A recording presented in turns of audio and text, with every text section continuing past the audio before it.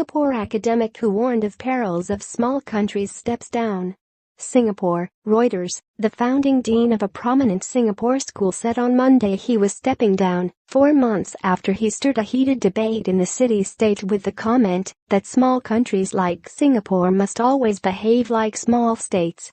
Kishore Mahbubani, a longtime diplomat and the wealthy city-state's former envoy to the United Nations, said he had written to the board of the Lee Kuan Yew School of Public Policy saying he would step down as dean at the end of the year.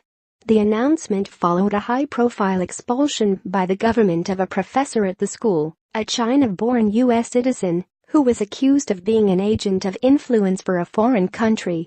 In the statement to the school's governing board, Mahbubani cited a double heart bypass operation last year and said he wanted to focus on a new career that involves more time spent on reading, reflection and writing.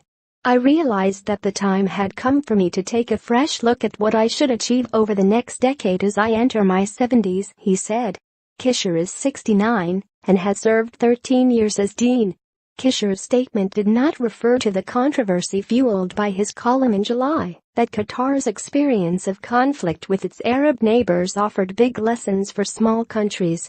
In the piece titled Qatar, Big Lessons from a Small Country, Kishore warned that Singapore could face the fate of the Gulf state which believed it could act as a middle power and exercise influence beyond its borders because it sits on mountains of money. I would like to emphasize as strongly as I can that this Qatar episode holds many lessons for Singapore, he wrote in Singapore's Straits Times newspaper. The first lesson, he said, was small states must always behave like small states. Public criticism or perceived admonishments of the government are rare in Singapore, one of the richest and most politically stable countries in the world. His comments drew a sharp rebuke from Singapore's political leaders and fellow former Foreign Service officials as flawed and intellectually questionable.